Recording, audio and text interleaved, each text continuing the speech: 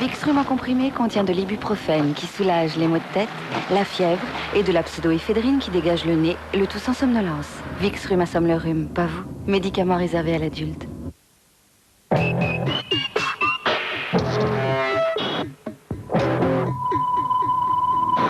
Médecins du monde, nous luttons contre toutes les maladies, même l'injustice.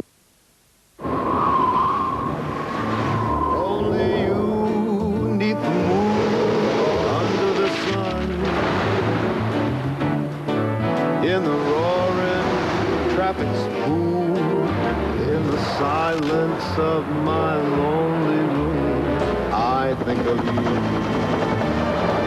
day and night. Fiat Bravo, Fiat Brava, en donner toujours plus, c'est un tempérament.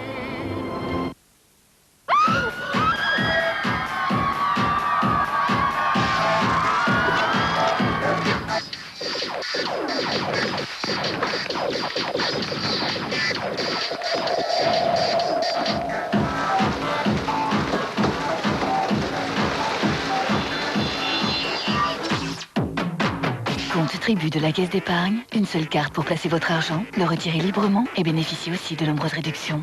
Vous seriez tellement mieux à la Caisse d'épargne. Avec sa veste Redskins, Glenda comptait bien faire son petit effet sur cette planète inconnue. Territoire Redskins, détendez-vous. Et maintenant, accueillons sans plus tarder le créateur, l'architecte de notre ville. Bravo! Bravo!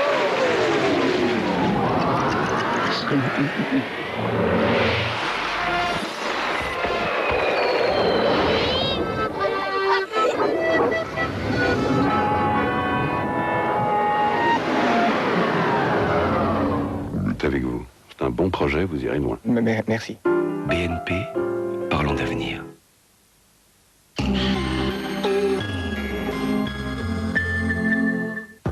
Peu d'années nous ont offert tant d'émotions. Jean-Claude Narcier et Gérard Depardieu nous invitent à feuilleter le second volet des événements de 1998. Le bonheur immense de la victoire des Bleus. Un homme comme Jacquet, avoir une pression comme ça, c'est du grand travail. Les plus grands concerts. L'événement télévisuel avec Monte Cristo. La télévision fait le cinéma français. Les faits marquants de l'actualité internationale. Et découvrez avant tout le monde les premières images de Astérix et Obélix. Obélix, c'est merveilleux parce que c'est vraiment d'une pureté totale. Avec Jean-Claude Narcier et Gérard Depardieu, dimanche à 19h, revivez 1998, une année TF1. Ciné Dimanche, votre soirée cinéma en famille, avec les magasins d'alimentation 8 à 8. Le coup du train postal, le même que le cerveau exécuté il y a 5 ans en Angleterre. C'est génial, pire qu'à copier. Tout ton plan est foireux. On réussira jamais, là. Qu'est-ce qu'il y a? On avait dit qu'on irait tous les deux, hein. C'est Louis le cerveau, regardez sa tête. T'entends pas ce que dit monsieur? Follow that car. Le cerveau, c'est lui. N'est pas le cerveau qui veut. Belmondo, Bourville, dimanche 20h50 sur TF1.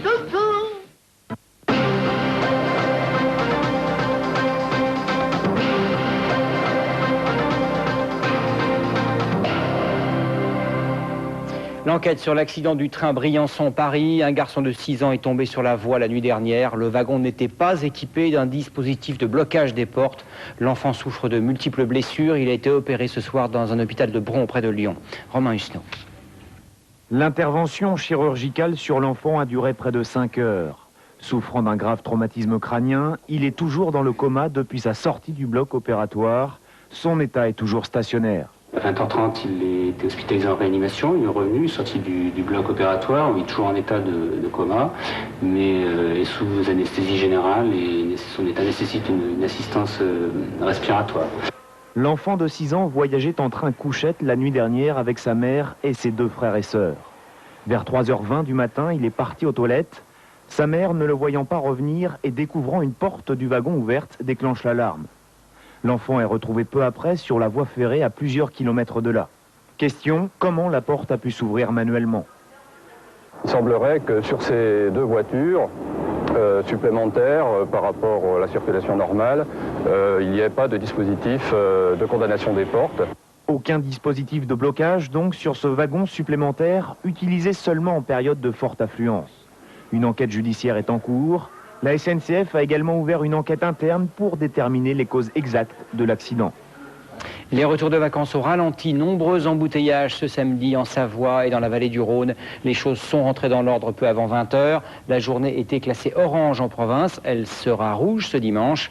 La prévention routière renouvelle ses appels à la prudence. Plus de 50 personnes ont trouvé la mort le 1er janvier sur les routes de France. Frédéric Agnès. Sur cette route départementale, à une trentaine de kilomètres au nord de Toulouse, 5 jeunes sont morts, parmi eux 2 rugbymen, 2 espoirs du stade toulousain. Un choc frontal extrêmement violent, un exemple parmi d'autres. Au moins 50 personnes ont péri sur la route hier, pour la plupart des jeunes. Un bilan inquiétant, 50 morts, c'est 2 fois plus que les 2 dernières années. C'est dû certainement à l'insouciance au départ et après à l'inconscience de nombreux conducteurs qui n'ont pas su rester maîtres de leur véhicule et qui ont été tout à fait irrespectueux du code de la route et des prescriptions qui sont imposées. Insouciance, inconscience, traduction. Après un réveillon bien arrosé, l'abus d'alcool et une vitesse excessive sont à l'origine de ces accidents. Et pour les heures à venir, la sécurité routière est inquiète. Ce samedi est classé orange et dimanche rouge. Prudence donc en revenant de vacances. Une mini-tornade s'est abattue samedi après-midi sur la ville de Tours. Elle n'a duré que 2 minutes, mais les dégâts sont importants. Des dizaines d'arbres ont été déracinés, des toits et des cheminées se sont effondrés. Un établissement scolaire a été particulièrement touché. Reportage d'Olivier Bertrand. Un rang d'orage accompagné d'un grand coup de vent. En quelques secondes, vers 16h30, une mini-tornade a tout soufflé, traversant Tours et sa banlieue d'ouest en est et laissant derrière elle des dégâts sur 200 mètres de large. Aussitôt, les sapeurs-pompiers ont installé un PC mobile en pleine vie. Actuellement, on doit être, je ne peux pas vous dire exactement le nombre d'opérations, mais plus d'une centaine d'opérations en cours pour essayer de stabiliser les bâtiments qui ont subi des dommages. On doit recenser pas plus de 3 blessés légers par des chutes d'objets. Cheminée, ardoise, antenne ou carrément toute une toiture. Ici, c'est une école primaire qui se retrouve en plein courant d'air. Il n'y a plus de toit, toutes les ardoises, toutes les poutres sont tombées dans la rue Mirabeau qui se trouve juste à nos pieds. Oui, en dessous il y a des classes, on vient de déménager la classe qui se trouve juste en dessous pour que nos élèves aient leurs cahiers et leurs livres l'année prochaine.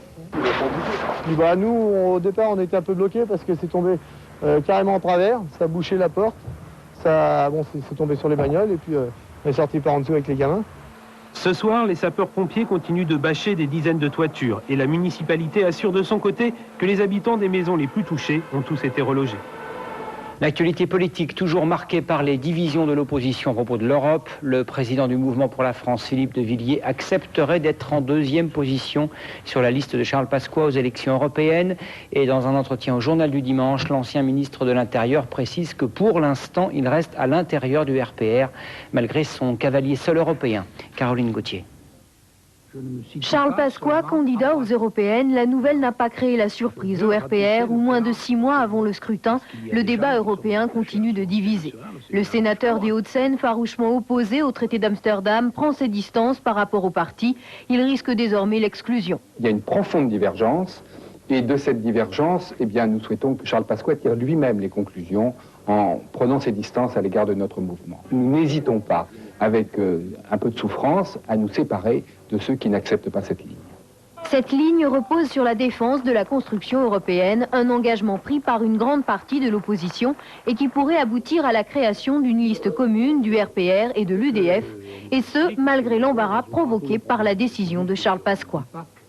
L'opposition ne peut pas être représentée simplement par une liste anti-européenne, car la majorité de nos électeurs sont européens, et par conséquent, nous avons le devoir de faire une liste unie, franchement européenne, sans ambiguïté. De son côté, Charles Pasqua affirme vouloir ratisser large, à gauche comme à droite. L'ancien ministre de l'Intérieur n'a pas évoqué la possibilité d'une liste aux côtés de Philippe de Villiers, mais le député de Vendée se dit prêt à le rejoindre. Ils sont arrivés avec la nouvelle année. Les soldes s'affichent presque partout en France. Seuls 16 départements sont épargnés pendant quelques jours encore par la déferlante des prix cassés. Les soldes sont désormais sévèrement réglementés. Leur durée limitée à 6 semaines. À Bordeaux, le reportage sans rabais de Florence Trocro. Chaque année, juste après les fêtes, bon nombre de consommateurs en quête de bonnes affaires sont pris d'une frénésie saisonnière les soldes, une période commerciale qui attire traditionnellement beaucoup de monde, une foule qui était au rendez-vous ce matin dès l'ouverture des magasins à Bordeaux. C'est une très bonne période, oui, bien sûr, oui, pour faire ce type d'affaires, oui, on trouve des choses exceptionnelles ici, il n'y a pas de problème, très bien. Et vous voyez, on vient même de Limoges pour faire les soldes à Bordeaux, vous voyez, pour tout vous dire. J'ai repéré mes articles il y a une semaine, et puis comme je savais que les soldes allaient arriver, je suis tout simplement venue assez tôt pour pouvoir avoir les articles que j'avais choisis déjà.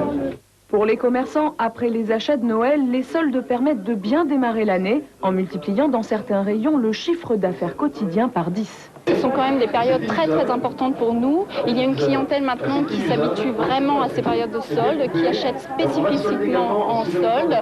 Bon, après, ça dépend bien sûr des secteurs, mais des secteurs de grosse confection, c'est-à-dire les costumes, etc. On a une clientèle spécifique qui attend vraiment les périodes de soldes, la bonne affaire pour acheter certains articles. Mais comme l'a rappelé Marie-Lise Lebranchu, secrétaire d'État à la consommation, pendant ces 6 semaines de rabais exceptionnels, il convient de bien comparer avant d'acheter. L'actualité à l'étranger, un avion de l'ONU abattu au-dessus de l'Angola par des rebelles de l'UNITA. 7 membres des Nations Unies étaient à bord de l'appareil, un Hercule C-130. On ignore leur sort. La semaine dernière, un autre appareil de l'ONU avait déjà été abattu par ces mêmes rebelles. Les 14 passagers qui seraient indemnes seraient depuis retenus en otage par l'UNITA. Pas de trêve des armes en Algérie. 22 villageois ont été massacrés la nuit dernière dans la région de Saïda, au sud-ouest d'Alger. 80 personnes ont été assassinées depuis le début du Ramadan par les islamistes armés. L'an dernier, 1200 civils avaient été tués pendant ce mois de jeûne en Algérie. Les sports et la course autour du monde en solitaire, sauf incident, Marc Tiercelin devrait arriver à Auckland en Nouvelle-Zélande dans les heures à venir, au terme de la 2e étape, avec une journée de retard sur l'Italien Giovanni Soldini. Géraldine Ponce fait le point sur cette étape qui a mis à rude épreuve les skippers et leurs bateaux.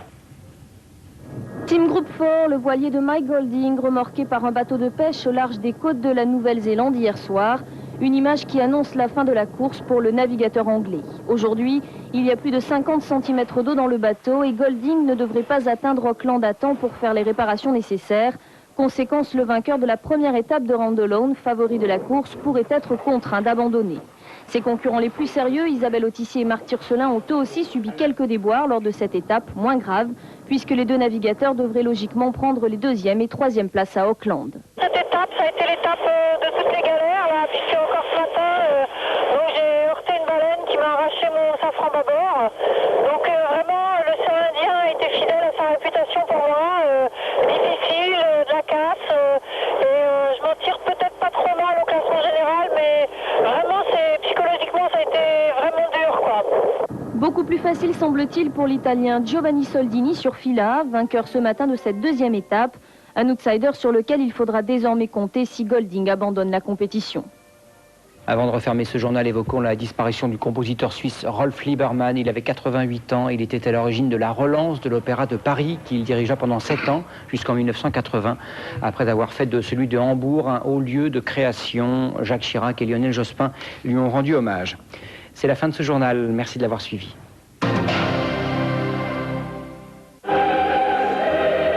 TF1, avec l'or de Maison du Café, vous offre une soirée en or. T'as rien contre moi? Si. 2 cadavres. J'ai besoin de temps pour le reconnaître et l'envoyer en tôle. Si je dis que c'est pas lui, t'es baisé. T'as pas intérêt. Bah quoi? Je dis ce que je veux. Lâche le mot. T'es toujours aussi barge? Toujours aussi barge. Toi, t'aimes pas les flics et moi, j'aime pas les gosses. Alors on est à égalité. Bouge pas! Je t'ai dit de pas bouger! Arrête ton cire. Je vais pas me laisser tomber, maintenant que je suis dans la merde. Le petit dur et le grand méchant se baladent en ville. Mais ça n'a rien d'une promenade. Lundi, 20h50 sur TF1. La météo avec la garantie des services EDF.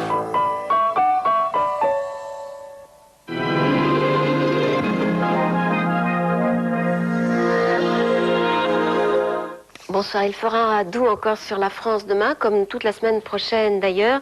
Et si vous aimez la neige, sachez qu'il neigera le week-end prochain. En attendant donc, nous sommes sous l'influence de la douceur océane et donc sous l'influence des perturbations qui arrivent de l'océan. Voici celle qui a traversé la France aujourd'hui, voici celle qui traversera la France demain. Et demain, voilà la carte de demain après-midi, ça sera à peu près la situation de toute la semaine prochaine, c'est-à-dire des nuages au nord et du soleil au sud, des nuages accompagnés de pluie sur les côtes de la Manche, accompagnés aussi d'un vent de sud-ouest assez fort, vent de nord près de la Méditerranée. Les températures resteront douces et demain matin et demain après-midi. Demain après-midi, le minimum est prévu à Strasbourg avec au moins 6 degrés. On est 3-4 degrés au-dessus des moyennes de saison. Le maximum, non pas pour Ajaccio. Ajaccio seulement 15 degrés. Mais Biarritz fera mieux sans doute puisque Météo France prévoit 16 degrés sur la côte basque. Je vous souhaite une très douce nuit. À demain matin si vous voulez.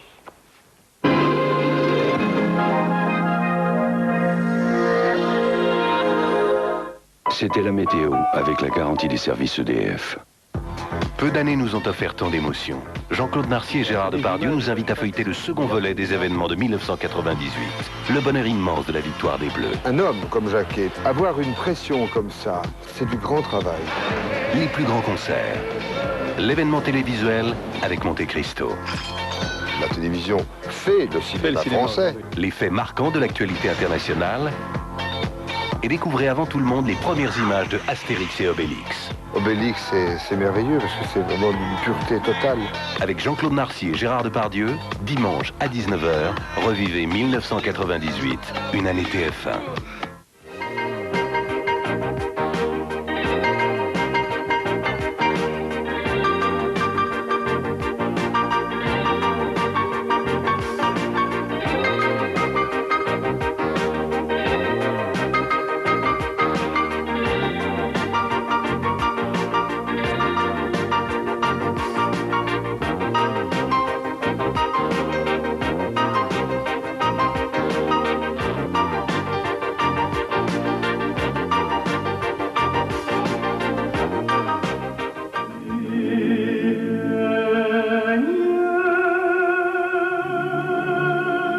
Des bulbes qui crient l'aspiration d'un peuple à une voûte céleste éternellement bleue, malgré la longueur d'un hiver qui rend l'immensité russe encore plus impénétrable.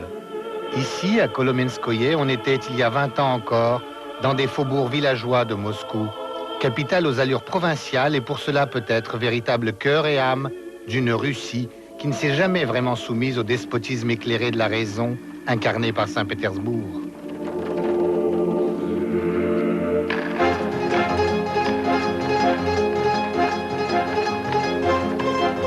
Aujourd'hui, le rythme s'est accéléré à Moscou. C'est une mégapole comme les autres, qui change rapidement tout en voulant rester elle-même, avec ses visages, ses couleurs, ses marchés, sa Maison Blanche qui a connu des heures tragiques, ses monuments qu'elle restaure ou qu'elle édifie, comme ce tout nouveau parc de la Victoire, inauguré en 1995. Pour Lisa Babaeva, une enfant du vieux quartier de l'Arbat, tout a changé un peu trop vite. Il faut savoir regarder en haut pour retrouver Moscou que, je sais pas, Pouchkine, Tolstoï, Gogol, Maïkovski, Pasternak ont tellement admiré. Il faut dire que Moscou, c'est une ville dont la beauté, vraiment, il faut savoir découvrir la beauté. C'est pas la beauté que tu vois tout de suite, de premier coup d'œil. C'est pourtant ce décor imposant du Kremlin et de la Place Rouge, remanié en 10 siècles de guerre et d'incendie qui s'impose à tous. Moscou s'est voulu troisième Rome après la chute de Byzance.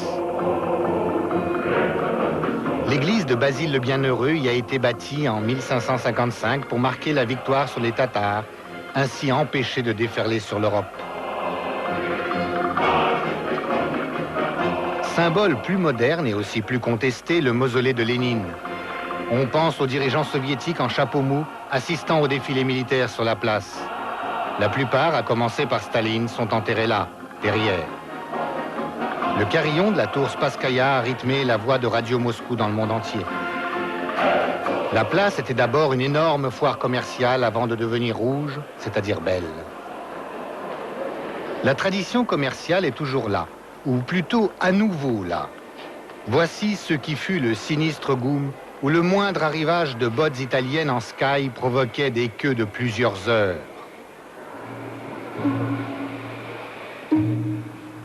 D'autres galeries commerciales sont en reconstruction près de la place. De l'imposant musée historique, on plonge vers les jardins d'Alexandre où la flamme du soldat inconnu rappelle le sacrifice de 20 millions de soviétiques victimes du nazisme. Pour entrer au Kremlin, le visiteur ordinaire doit passer par la tour Troïtskaya. En face des cathédrales, l'ancien palais du Sénat, où Lénine a fait installer le gouvernement quand Moscou est redevenu capitale en 1918. Aujourd'hui, la place est réservée aux voitures officielles.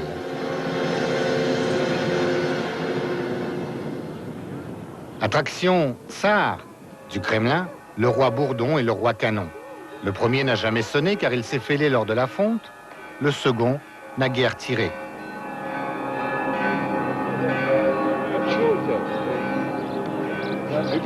Les coupoles de ces cathédrales ont contemplé depuis le XVe siècle tous les événements de la vie des tsars. Baptême, mariage, enterrement et surtout couronnement dans la grande cathédrale de la Dormition. À l'intérieur, palais et cathédrales sont ornés de fresques somptueuses, d'iconostases géants dus au pinceau des plus grands artistes, comme Théophane le Grec ou André Roublev. Le clocher d'Ivan le Grand veille sur la paix des Moscovites depuis Boris Godunov. Autre tradition au Kremlin, le ballet russe. Les maîtres de ballet Natalia Kasatkina et son mari Vladimir Vassilov y ont leur troupe. Moi, j'adore cette place et je crois que tout le monde aime cette place parce que le Kremlin, c'est un cœur de notre pays, c'est une place historique. Et moi et mon mari, nous avons dansé dans le palais du Kremlin, comme les solistes de Bolchoï. Ce palais des congrès a été construit au début des années 60 à l'intérieur du Kremlin, sans trop se soucier des richesses archéologiques.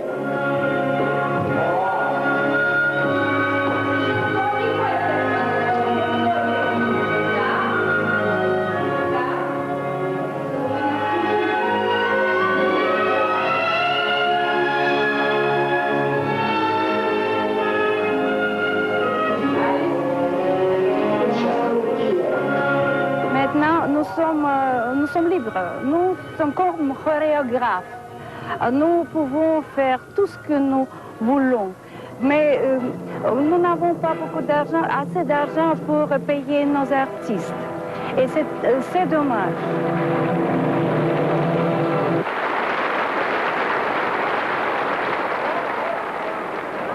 En plus des ballets, le théâtre Bolchoï présente de prestigieux opéras aux mises en scène grandioses. Comme la plupart des édifices du centre de Moscou, le Grand Théâtre est en restauration. Derrière le Bolchoï, les rues Petrovka ou Kouznetsky Most, le pont des Forgerons, sont plus étroites que les énormes avenues qui sillonnent la ville. Quartier commerçant depuis toujours, il a retrouvé aujourd'hui des couleurs et des terrasses, totalement bannies avant la glasnost. Vodka pour 3, provinciaux se ravitaillant dans la capitale, retraités contraints de vendre sur les marches du métro, les exclus du changement sont là aussi. Grand centre de bouquinistes du temps soviétique, le quartier a gardé cette activité, mais il retrouve aussi celle d'avant la Révolution, où les magasins de vêtements attiraient les belles dames fortunées. Plusieurs grands couturiers étrangers ont déjà ouvert boutique, comme ici l'italien Versace. Et il ne manque pas de clients parmi les nouveaux Russes.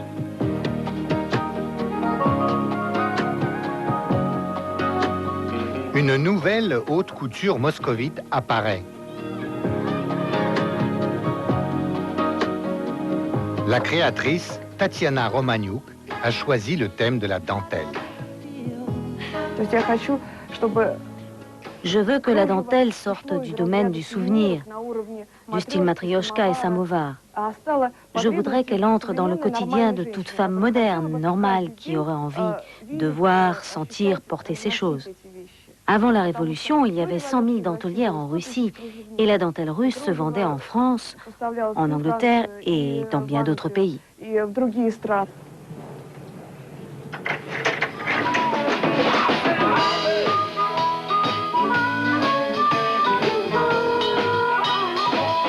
Nouveauté aussi pour Moscou, des clubs de jazz comme celui-ci, baptisé Pauvres gens. Le prix d'entrée est de 5 $ et les programmes changent tous les soirs.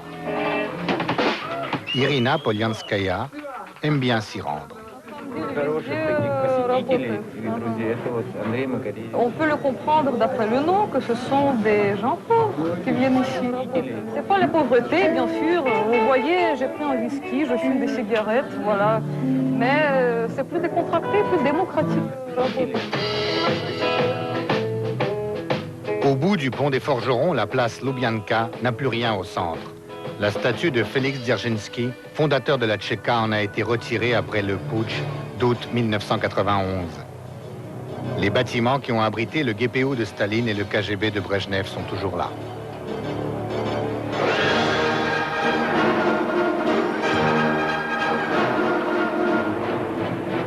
C'est avec les centaines de milliers d'esclaves du Goulag, auxquels se sont ajoutés les prisonniers allemands après la guerre, que Staline a pu mener à bien entre 1947 et 1953 la construction mégalomaniaque des 7 tours devenues un repère de l'horizon moscovite. Nombre magique, hymne à sa propre gloire, ces tours devaient surpasser le néo-gothique des gratte-ciel new-yorkais. La plus haute abrite l'université. Conçue comme une ville dans la ville, l'université a été achevée en 1953 et compte quelques 60 bâtiments qui abritent 15 facultés. Misha et Natacha sont des étudiants francophones qui, comme ailleurs, deviennent de moins en moins nombreux. On peut se reposer ici partout presque. Après notre cours, après les examens, par exemple, comme aujourd'hui. C'est vraiment un des plus grands parcs autour de l'université à Moscou. Et vous savez, aujourd'hui, nous avons passé notre dernier examen et nous sommes très heureux. On peut se relaxer un peu ici. Oui. L'université domine Moscou du haut du Mont des Moineaux, qui offre l'un des plus beaux panoramas sur la ville. En hiver, on y fait du ski, du haut du tremplin par exemple. Et en toute saison, les cars de touristes y sont aussi nombreux que les marchands de poupées gigognes.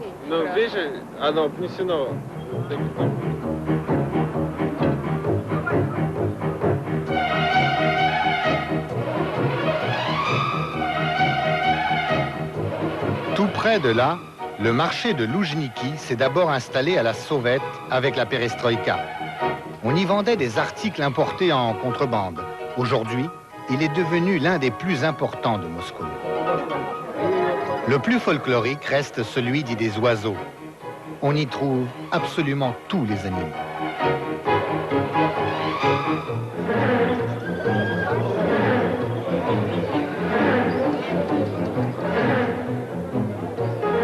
Les banlieues les plus éloignées ainsi que les villes situées à des milliers de kilomètres sont desservies par des gares toujours bourdonnantes. Des voyageurs y séjournent parfois plusieurs jours.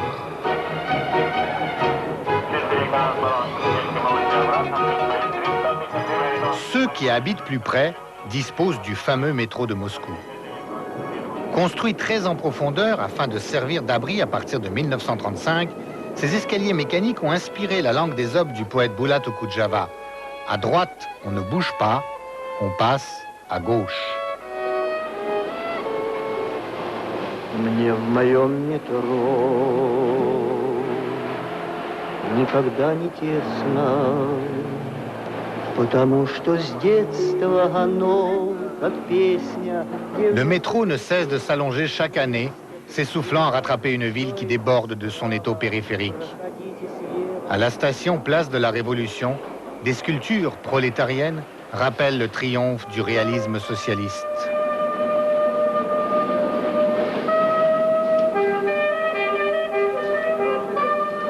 À cette époque, il n'y avait pas de musiciens dans le métro.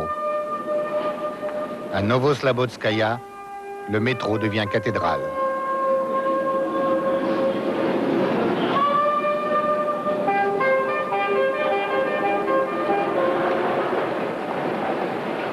L'Arbat, ancien faubourg par rapport au Kremlin, quartier chanté par les poètes, aujourd'hui rue piétonne livrée aux touristes. Le nom Arbat, ça veut dire la ville des petits marchands. Donc c'était le banlieue de Moscou et c'était l'endroit où sont venus installer des petits marchands. Donc maintenant on voit qu'on revient un peu au début de notre histoire. Maintenant c'est aussi l'endroit touristique, l'endroit où des petits marchands sont venus s'installer, où il y a plein de cafés, plein de terrasses. Maintenant les gens ont l'endroit où ils peuvent s'asseoir tranquillement, parler. Autrefois c'était impossible. Ce quartier où ont vécu Gogol et Pouchkine ou Vartangov à son théâtre a été défiguré par une énorme avenue moderne. La place a été rasée au moment où Khrouchtchev a pris une décision de faire la route directe à partir de Dacha, de son maison de vacances jusqu'au Kremlin. Donc ça a commencé dans les années 60 et donc finalement cette avenue Kalinine qui a été construite. On peut dire que maintenant ça s'appelle Nouvelle Arbat, mais pour des vrais moscovites ça ne dit rien le nom Nouvelle Arbat. Ils préfèrent dire l'avenue Kalinine. Mais les moscovites, ils considèrent, si on parle des crimes des bolcheviks dans le secteur de la culture, on pense que la construction de l'avenue Kalinine, c'était une erreur la plus importante à Moscou, si on parle de l'apparence de Moscou. Autre crime architectural, la construction de cet immense hôtel dans les années 60 à l'emplacement du quartier Kitaï-Gorod, le plus ancien après le Kremlin. Il devenait insalubre avec ses églises, ses ruelles et ses cours remontant au XVe siècle. La rénovation n'a pas fait dans la nuance. Seul un petit bout de muraille et quelques chapelles subsistent.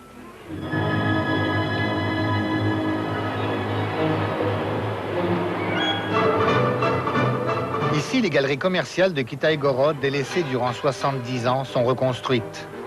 Là, entre la place Rouge et le manège, le maire de Moscou, Yuri Louchkov, veut faire son forum des Halles.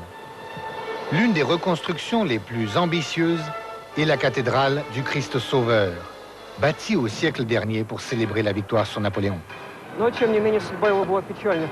Son destin a été tragique.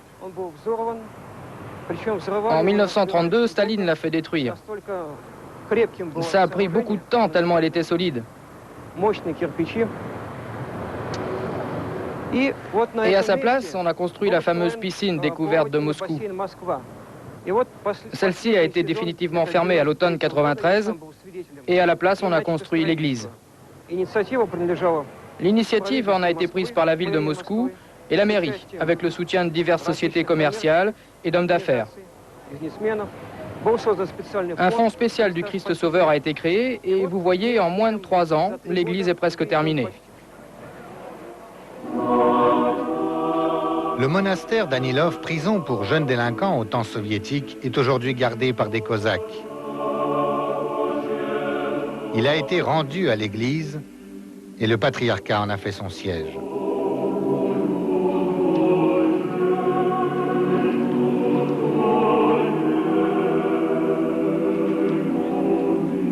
Sur la place Rouge, les portes Iverskié et l'église Notre-Dame de Kazan avaient été détruites en 1936 pour laisser défiler les chars. Elles sont maintenant reconstruites.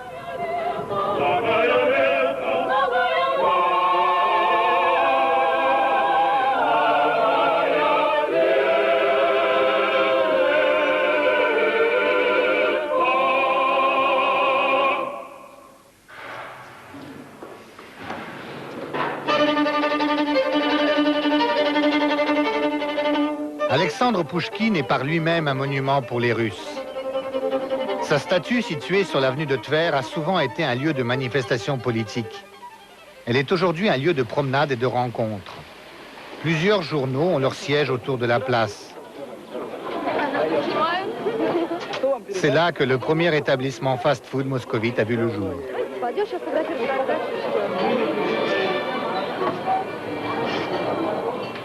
Mais on peut manger avec plus de fast à Moscou.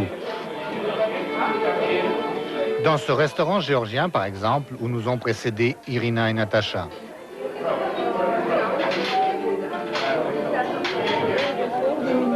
La femme du patron est française.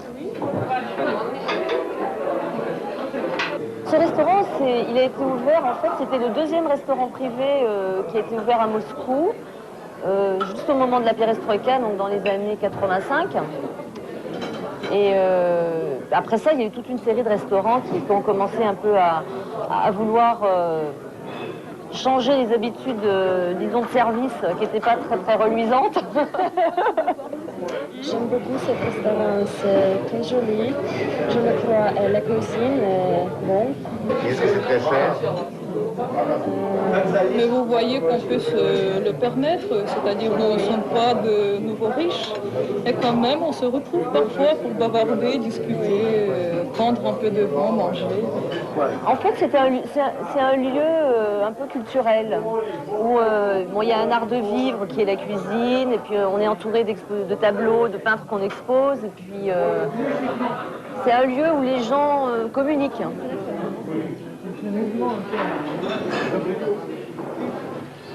La restauration peut aussi être plus spirituelle.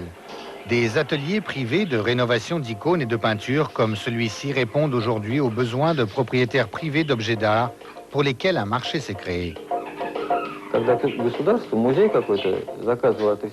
Quand un musée passait commande d'une restauration d'icônes, il y avait une approche de type conservation d'un objet historique. Et maintenant qu'on a affaire à une personne privée qui considère son icône non pas comme un objet historique, mais comme un objet du culte, pour prier, cette personne voudra évidemment que son icône soit conforme au canon de l'Église. Alors aujourd'hui, il faut restaurer dans cet esprit.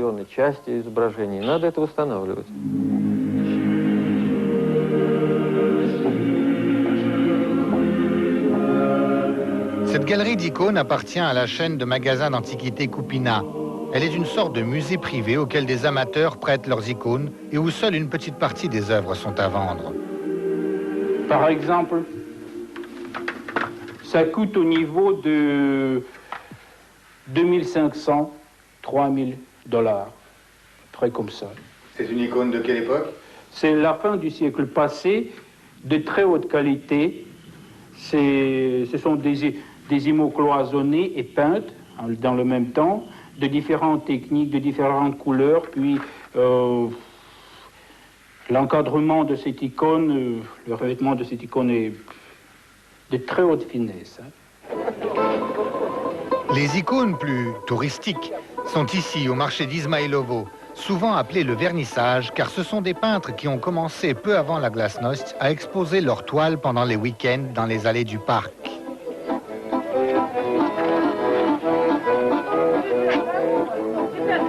Maintenant, on trouve de tout. Les médailles et les uniformes soviétiques sont parmi les plus demandés.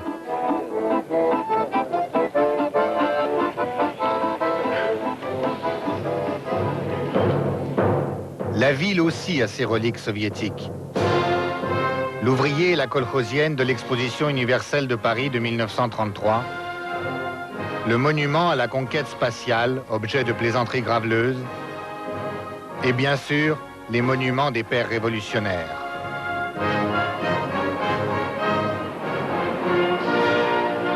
Quelques-uns de leurs successeurs sont à présent remisés dans les poubelles de l'histoire, derrière la maison des artistes.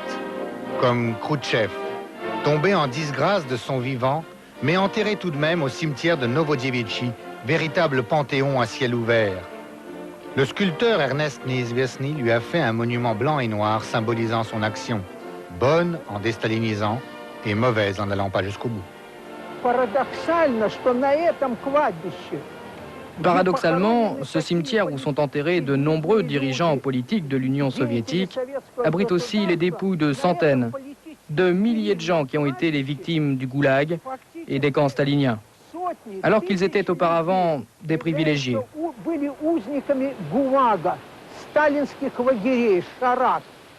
Le cimetière de Novodievitchi est donc en même temps une sorte de mémorial aux martyrs de la tyrannie stalinienne. Et pour moi, c'est particulièrement important, car mon père a été fusillé en 1938.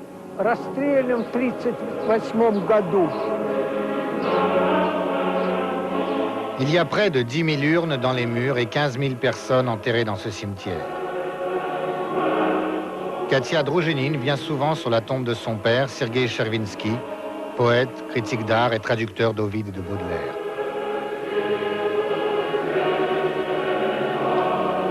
Ça, c'est un endroit très important pour les moscovites parce que là sont enterrés les meilleurs gens de la culture russe, les artistes, les poètes, les écrivains, le Tchekhov par exemple, et Chaliapin maintenant, Gogol, et beaucoup d'autres, et les musiciens aussi.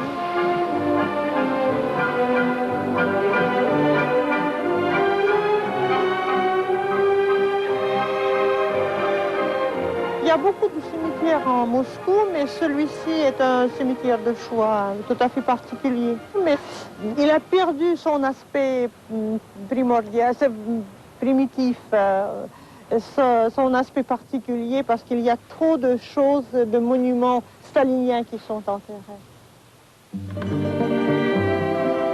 Le couvent de femmes de Novodievitchi a été épargné par les soviétiques. Une église y a toujours fonctionné et les bâtiments ont été entretenus. Aujourd'hui, des religieuses s'y réinstallent et Katia aime à s'y promener. C'est un endroit très très calme. Et par rapport à la vie très bouleversée, par rapport à tout le trafic que nous avons à l'extérieur des murs, à l'intérieur des murs, c'est parfait. C'est la sérénité, c'est le calme.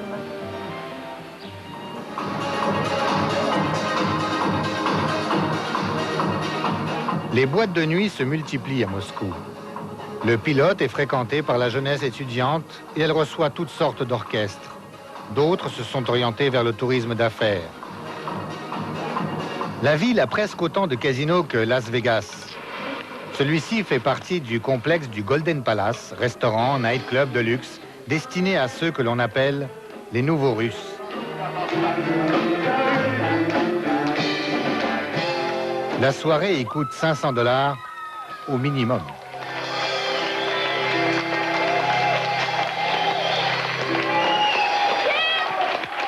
Ce club, je pense qu'il est vraiment cher. Il est fait pour les nouveaux Russes.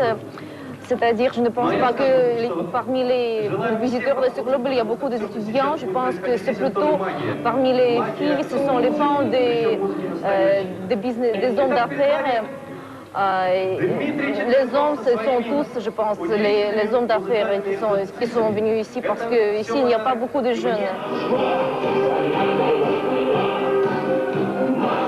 Les jeunes, on les retrouve à des concerts comme celui-ci, au bout de la place Rouge. Ce décor historique grandiose édifié par les ancêtres n'est plus le miroir infranchissable mis en avant durant des années pour cacher ce qu'il y avait derrière. Alice est enfin bienvenue au pays des merveilles moscovites.